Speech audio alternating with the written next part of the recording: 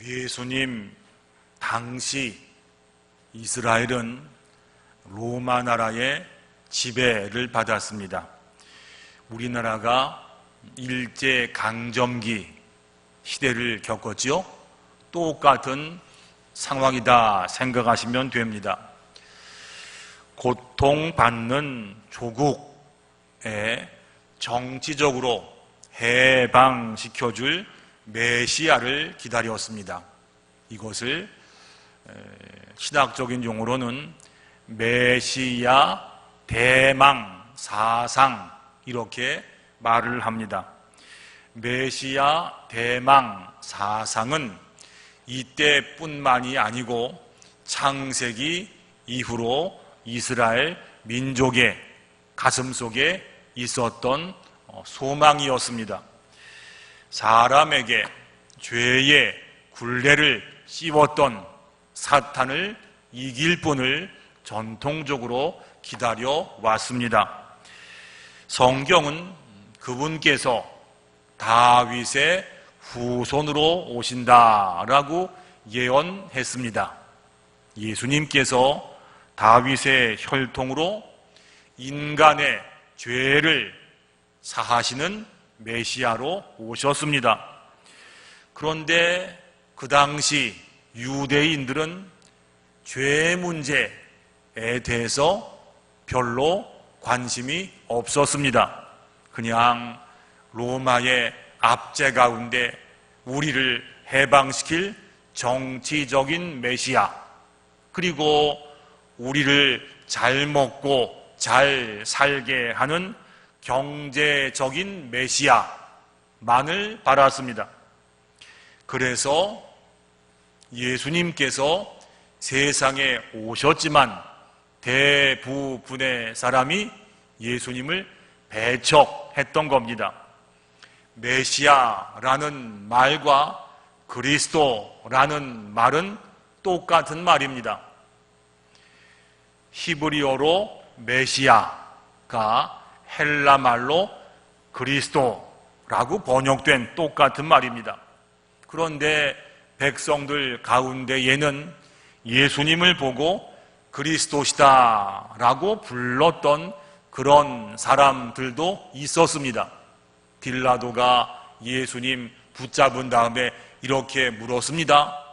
유월절 관례에 따라서 죄인 한 사람을 놓아주려고 하는데 바나바를 놓아주랴 아니면 그리스도라 하는 예수를 놓아주랴.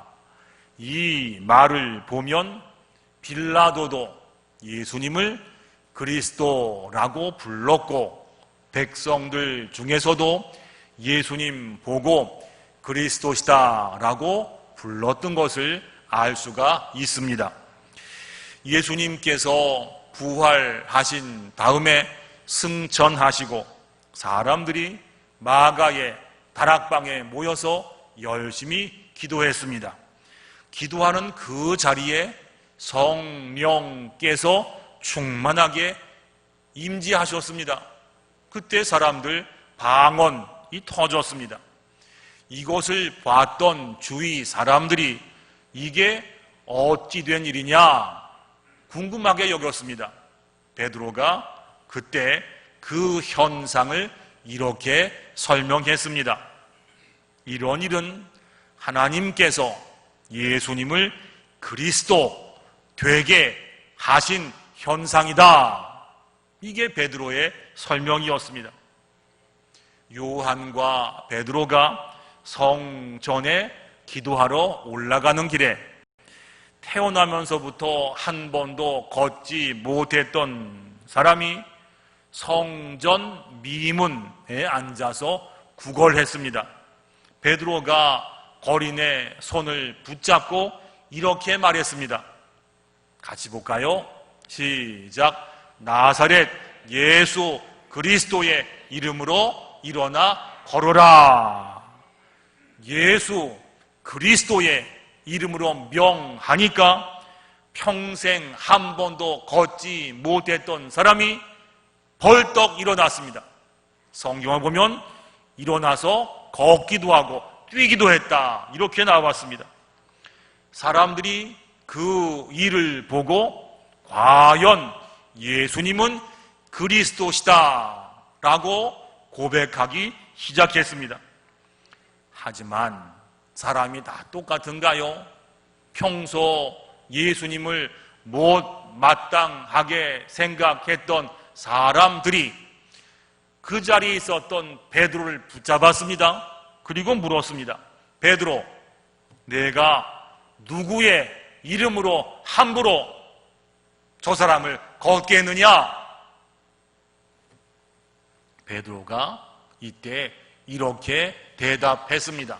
너희와 모든 이스라엘 백성들은 알라. 너희가 십자가에 못 박고 하나님이 죽은 자 가운데서 살리신 나사렛 예수 그리스도의 이름으로 이 사람이 건강하게 되어 예수님은 그리스도십니다. 그래서 예수 그리스도 그 이름조차 이러한 권세가 있습니다. 이게 베드로의 대답이었습니다. 그래서 사도 바울은 항상 편지를 쓸 때마다 편지 맨 앞에 예수 그리스도의 종된 나 바울은 이렇게 항상 썼던 겁니다. 예수님은 그리스도로 이 땅에 오셨고 공생에 3년 동안 사시면서 그리스도로 사셨고 심지어 죽어가는 순간에도 백부장이 예수님을 그리스도라 고백했고 사도들은 예수님께서 그리스도이심을 목숨을 걸고 전파했습니다. 예수는 그분의 이름입니다. 제 이름이 김종균인 것처럼 이름이 예수시고 그리스도란 말의 뜻은 기름 부음을 받은 자, 그런 뜻입니다. 하나님께서 맡겨주신 일을 특별히 하기 위해서 기름 부음 받은 자, 이게 예수 그리스도 이름의 뜻입니다. 하나님께서 특별하게 맡기신 일이 무엇이겠습니까? 지난주 드린 것처럼 하마르티아, 하나님께 분리된 사람, 하나님께 떠난 그 사람, 그런 죄의 문제를 해결하는 그 일 위해서 기름 부음 받아 이 땅에 오신 분이 바로 예수 그리스도. 제가 예전에 학생 때 궁금했던 것이 두 가지가 있었습니다. 하나는 어째서 예수님 한 분이 인류 모든 사람의 죄를 다 해결하실 수 있을까? 요거 하나고, 또 하나는 2000년 전에 유대 땅 그 시골에서 십자가에서 죽으신 그분께서 2000년 지난 지금 나의 죄까지 해결하실 수 있을까? 이게 궁금했습니다. 이 질문은 한 가지 대답으로 다 해결될 수 있습니다. 그게 뭐냐면 예수님은 하나님의 아들이십니다. 예수님께서는 전능하신 하나님의 아들이십니다. 그래서 예수님의 피는 사람의 피가 아니고 하나님의 피가 됩니다. 하나님의 피이기 때문에 2000년 전 사람들의 죄만 해결해 주는 것이 아니라 2000년 지난 다음에 우리의 죄까지, 나의 죄까지 해결하시는 능력이 있습니다. 성경이 말씀하시잖아요. 그 아들 예수의 피가 우리를 모든 죄에서 깨끗하게 하실 것이요. 이 사건의 예표가 성경에 나옵니다. 구약 출애굽기 아시지요? 애굽에서 하나님의 선택된 백성들이 출애굽하기 전날 밤에 하나님 말씀하셨습니다. 어린 양을 잡아라. 그 피를 발라라. 하나님 말씀을 듣고 피를 바른 사람들은 죽음 가운데 구원받았습니다.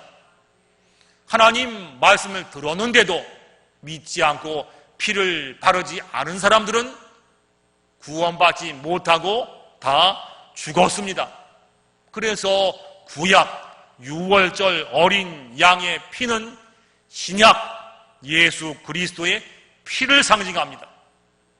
예수님 피는 우리 속에 뿌리 내리고 집요하게 괴롭히고 결국 영원한 사망으로 이끌고 가는 그 죄의 문제를 예수님의 보배로운 피가 다 해결합니다.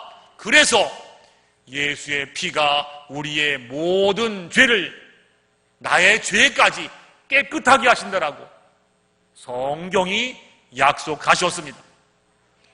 여기까지는 우리가 다 압니다. 교회 다니는 사람들이 이거 다 알잖아요. 문제는 그 다음이 문제입니다. 로마서의 주제는 이신층의 믿음으로 의롭게 되는 그 얘기거든요. 예수님의 피로 내 죄가 깨끗해졌습니다. 내 죄를 해결하시려고 피 흘리신 예수님을 나의 주님으로 믿습니다. 예수님을 나의 주님으로 믿는 나를 하나님께서 의롭게 보셔서 구원을 허락하십니다. 이게 바로 칭의, 죄인이 의롭게 되는 교리입니다. 하지만 여기서 다가 아닙니다. 의롭다고 인정받았으면 그 다음 의롭게 살아내야 하는 단계, 성화 단계가 우리 가운데 기다리고 있습니다. 성화는 나를 구원하신 예수님을 믿은 다음, 그 다음에 그 예수님을 나의 주인님으로 모셔서 주인 되신 예수님 따라가는 단계. 예수님이 나의 죄를 용서하시는 그리스도가 되셨습니다. 이 믿음과 동시에 예수님께서 나의 주인님, 내 주님 되셔야 우리 가운데 믿음으로 약속받은 구원이 이루어지는 역사가 있다는 사실이 있죠. 죄의 싹은 사망이요 하나님의 은사는 그리스도 예수 우리 주 안에 있는 영생이니라. 예수님께서 나의 죄를 대신 지시고 죽으셨습니다. 이거 압니다. 이거 보고 지적인 동의라고 말합니다. 이순신 장군께서 임진왜란 때 왜군을 물리쳤습니다. 유관순 누나가 일본에 대항해 독립운동했습니다. 압니다. 지적으로 다 압니다. 구원은 이렇게 말씀을 듣고 아는 것부터 시작이 됩니다. 예수님께서 나의 죄를 해결하신 그리스도이심을 알아도 그 다음 단계, 내가 아는데 아는 그 사실, 예수님을 나의 주인님으로 모시지 않고 인정하지 않고 그리고 산다라면 여전히 내가 주인 되어 산다라면 이것은 구원이 완전히 이루어진 것이 아니라고 성경이 말씀합니다. 완전한 구원이 안 됐으니까 예수님 믿는다 하면서도 자꾸 넘어지고 자꾸 시험에 들고 예수님을 그리스도로 알고 믿었으면 그 다음 단계로 반드시 예수님을 나의 주인님으로 모시고 살아야 우리에게 약속된 구원이 우리 가운데 온전하게 이루어질 수 있다는 이야기예요. 이순신 장군이 왜구를 물리쳤습니다. 이 지식이 가치가 있으려면 이순신 장군의 정신을 내가 받들고 기억하고 살아야 그 장군의 헌신과 죽음이 우리 가운데 의미가 있는 것이지, 이순신 장군 내가 압니다, 사긴 막사입니다 라면 이순신 장군의 죽음이 나와 아무런 관계 없는 것 똑같다는 이야기죠. 예수 그리스도께서 내 죄를 위해 피 흘려 죽으심으로 내 죄가 해결되었습니다. 구원받지요. 하지만 성경은 여기서 끝난 것이 아니고 우리가 다시 사신 예수 그리스도를 내 마음의 주인으로 모시고 주인님 말씀 따라 살아나가야, 그래야 구원이 완전하게 이루어진다라고 성경이 말씀하셨어요. 우리가 예수님 믿는다 해도 고민되는 게 있어요. 그게 뭐냐 하면 신앙 생활 하면서도 자꾸 죄가 나올 때가 있습니다. 기도하지요? 어떻게 해야지 예수님 믿는 내가 마음으로 입으로 죄 짓지 않고 삽니까? 질문은 복잡해 보여도 답은 간단합니다. 날마다 죄 가운데 살지 않으려면 날마다 예수님을 주인으로 인정하고 살면 되는 겁니다. 예수님을 주인으로 날마다 모시고 살면 주인 되신 예수님께서 나 대신 죄와 싸워서 죄를 이기게 하십니다. 사나 죽으나 우리가 주의 것이로다. 이를 위하여 그리스도께서 죽었다가 다시 살아나셨으니 곧 죽은 자와 산 자의 주가 되게 하심이라. 예수님께서 내 죄 위해서 죽으신 다음에 끝났다면 거기서 아무것도 아니에요.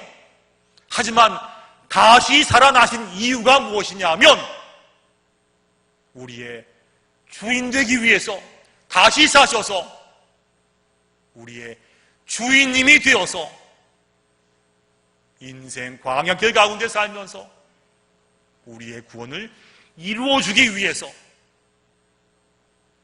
여러분, 구약의 출애굽은요 우리의 구원을 상징함을 아시지요? 애굽 세상 가운데 어린 양의 피로 구원받았습니다. 구원받고 영적인 천국인 가나안 땅에 금방 그냥 들어갔습니까? 아니었어요.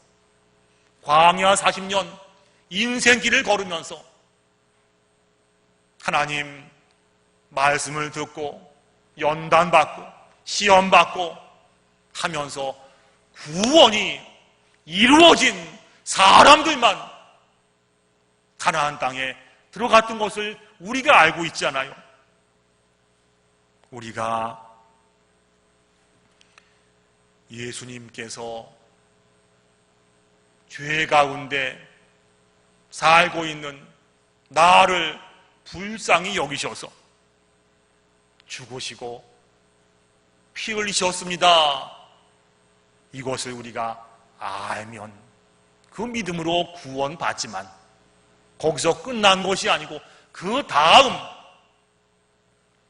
살아나셔서 나의 주인 되어 주셨습니다. 내가 나의 주인 되신 예수 그리스도 붙잡고 따라가겠습니다.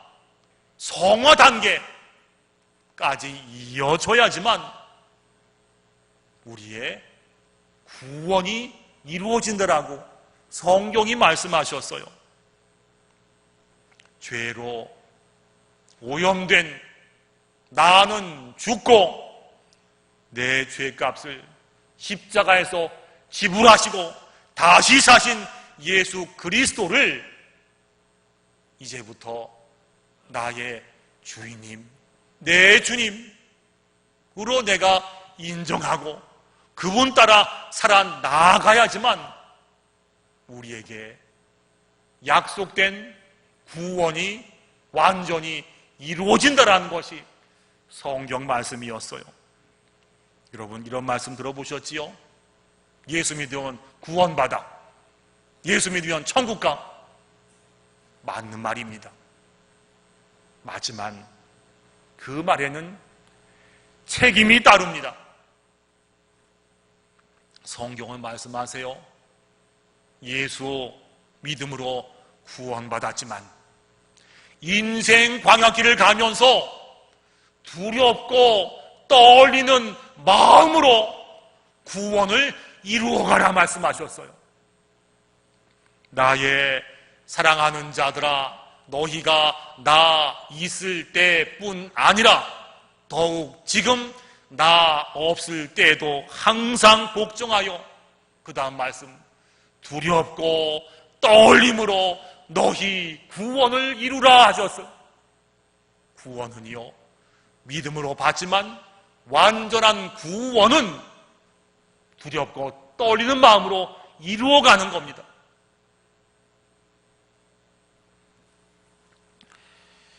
입으로 예수님 믿습니다 한다고 구원이 완성되는 것이 아닙니다. 예수님 믿으면 구원받습니다, 맞는 말이지만 이 말에는 그 말에 대한 책임이 따릅니다.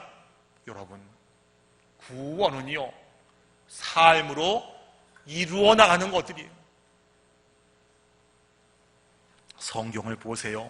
또한 너희가 이 시기를 알거니와 자다가 깰 때가 벌써 되었으니 이제 이는 우리의 구원이 처음 믿었을 때보다 가까웠습니다. 처음 예수 믿을 때보다 구원이 가까웠다라는 말은 예수님 믿고 인생 광야길 사는 가운데 예수님 붙잡고 주인으로 모시고 따라가야지만 그래야 우리에게 약속된 구원이 이루어진다는 사실이에요. 이 말은요, 구원을 받았지만 중간에 탈락한 사람도 있다는 말입니다. 여러분, 출애굽했던 이스라엘 백성이 애굽에서 나왔다고 전부 다 가나안 땅에 들어갔습니까?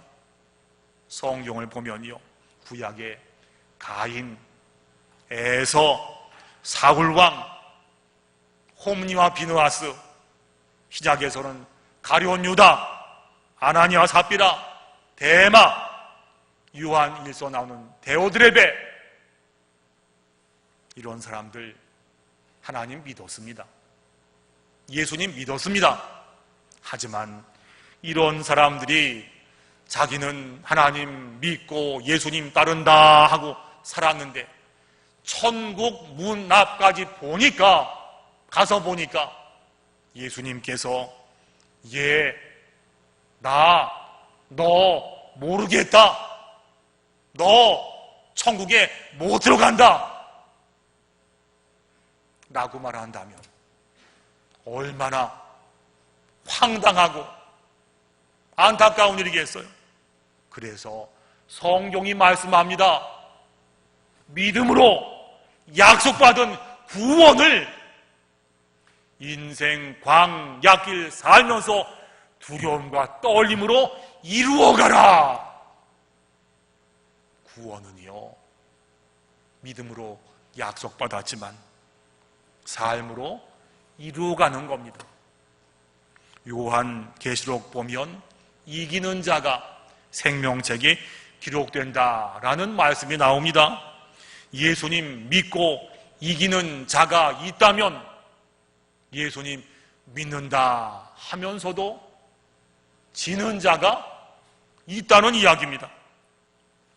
예수님 믿고, 예수님 붙잡고, 예수님 의지하고, 예수님을 나의 주인 삼고 끝까지 견디는 사람, 이런 사람이 구원을 얻는 줄로 믿습니다. 누가복음에 탕자의 비유가 나옵니다. 아들이 아버지 집을 떠났습니다. 아버지는 하나님 의미하는 거 알고 계시지요? 하나님께 분리되어 떨어져 나갔더니 그 아들의 삶이 돼지 우리와 같았습니다. 안 되겠다 싶어서 아버지 집으로 돌아왔습니다. 다시 아들 자격 얻었습니다. 칭의지요. 믿음으로 그렇게 되었어요. 그러면 아들 자격을 얻었다라면 그 다음에는 그의 삶이 아버지를 자기의 주인으로 인정하고 순종하고 모시고 살아야 그 아들 자격이 유지가 되지 않겠습니까? 아버지 집에 돌아왔다고 하면서도 또 집을 떠나가고 아버지 말씀 순종하지 않고 자기가 주인 되어 산다라면 여러분, 그 구원이 완성된 구원이라고 말할 수가 있겠느냐 이 말씀이지요. 구원이 완성되려면 아버지를 나의 주님으로 모시고 살아야 합니다. 이게 칭의 다음에 있는 성화란 말씀이지요. 믿습니다. 입으로만 이것만 가지고는 구원에 이르지를 못합니다. 너희 영혼을 능히 구원할 바 마음에 심어진 말씀을 온유함으로 받으라. 너희는 말씀을 행하는 자가 되고, 무슨 말씀인가요? 예수 그리스도를 내 마음에 모시고 주인 되어 따라가는 사람, 이거 아니겠습니까? 이런 사람이 되고 듣기만 하여 자기를 속이는 자가 되지 말라. 하나님 말씀을 듣고 믿습니다 말만 하면서 정작 예수님을 주인으로 모시지 않고 내가 주인 되어 사는 것을 보고 자기를 속이는 믿음이다라고, 자신을 속이는 믿음이라고 성경이 말씀하셨어요. 생각하면 우리가 그동안 너무 쉽게 예수님을 믿은 게 아닌가, 이런 마음이 듭니다. 예수님 믿기만 하면 구원받고 예수님 믿으면 천국 간다라고 이렇게 말했습니다. 맞는 말입니다. 예수님 믿는다 하면서 문제는 뭐냐 하면 살기는 내가 주인 되어 살았다라면 우리의 구원이 완전하게 이루어지지 않습니다. 이게 오늘 본문의 말씀입니다. 성경을 보세요. 나더러 주여 주여 하는 자마다 다 천국에 들어갈 것이 아니요 다만 하늘에 계신 내 아버지의 뜻대로 행하는 살아내는 사람만이 천국에 들어간다 하셨습니다. 내 아버지의 뜻대로 행하는 일이 바로 예수님 믿고 의롭게 되는 칭의 그 다음 단계에 있는 성화, 예수님을 나의 주님으로 모시고 주인님 손 붙잡고 살겠습니다.